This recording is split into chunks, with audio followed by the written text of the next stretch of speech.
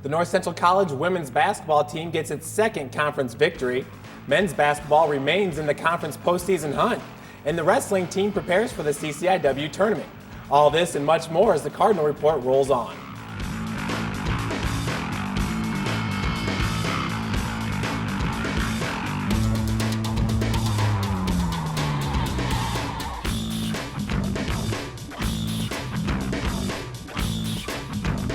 The women's basketball team followed Saturday's loss versus Milliken with a win at North Park Tuesday night.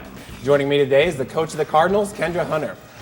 Coach, Milliken got a loss to them on Saturday, but last year at this time, they were the team that you knocked off to get into the CCIW tournament. Yeah, last year, it was a big game at the end of our season, and we needed the win to get into the CCIW tournament for the first time, and we played a great game. I think we hit a lot of three-pointers that game, and just our senior leadership really stepped up, and it was an exciting game last year. And going back to Saturday's game versus Milliken, North Central shot 30% from the field in the first half, and Milliken was able to get a lot of points from their post players, Elise Wildman and Crystal Ziegler.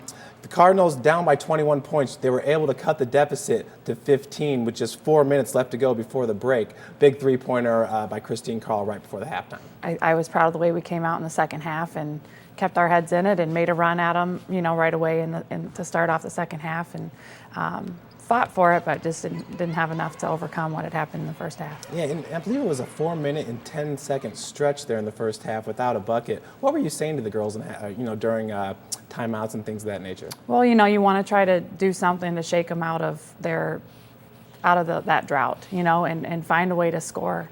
And we have several different offensive looks that we have, and just trying to get those, but for whatever reason, we just hit a drought and couldn't score during that time. Now, the second half to begin, there was no drought in sight. The Cardinals used offensive rebounding, defensive rebounding, and steals to help get back into the game. And just over 3 minutes into the second half, the deficit was cut within 5 points. And you hit it on the head with the offensive rebounds, because at halftime, looking at that stat, we missed a lot of shots in the first half and just didn't get any offensive rebounds or enough. I think we had 6 maybe at halftime. So I was proud, coming out the second half, that we made that adjustment and used that to kind of propel our run. Now, Milliken, they responded and they were able to tack on some more points. But then Tara Musgrove drained a 3, and she's a freshman post player for you. You look at Tara, and she's a post player, but it seems like she's more comfortable hitting 16-footers and then heading out beyond the three-point line. Yeah, it's true. We're always telling her to get in there and to fight inside, but she would rather, be on in that 15-foot range. And that's, with Becky Bailina this year being injured for most of the season, she's a true inside post player. Same with Jenna Hoffman. And so that's just a position that we have to continue recruiting and building, with the players in our program, people who want to be inside and bang and be like a Wildman, Absolutely. Inside. Well, on Saturday, Milliken's inside-out game helped the Big Blue to a 76-59 victory over the Cardinals. We got reactions from the game in this week's What's the Word?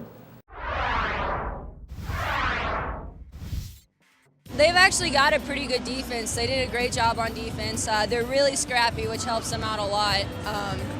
They were hitting the 3-point so that they can get in games where they're hitting their 3-point shot and then packing it down low with Erico and 24. They've got a good chance of upsetting some teams. They never quit, and teams that are that way are what's going to get you into conference tournaments. We're just still looking to grow, and we're getting better at knowing each other's personnel. It was really hard this year, being such a young team, and I'm a transfer and we had 2 returners, so getting to know each other is a really tough thing to do, but we're working on it. We're getting there. Kendra is such a great leader, Coach Hunter, I should say. I think what we believe is that's the kind of competition we want to face every day.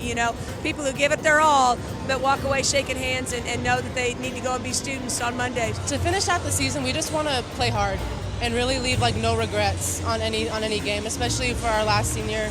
We want to win for her, and most importantly, we just want to have pride in the way we play. So basically just to play hard and finish this out strong.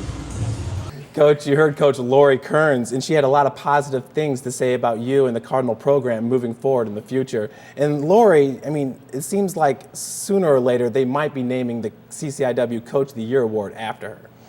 Yeah, Coach Kearns is she's been in this league a long time, you know, with Beth Baker from Wheaton, and those two have really seen a lot of change, you know, in women's basketball and in this conference, and have done a lot just to let the women's program stand on their own 2 feet and not be just part of the men's, you know, a sideshow for the men and all of that. So I have just the utmost respect for Lori and her program and what she does.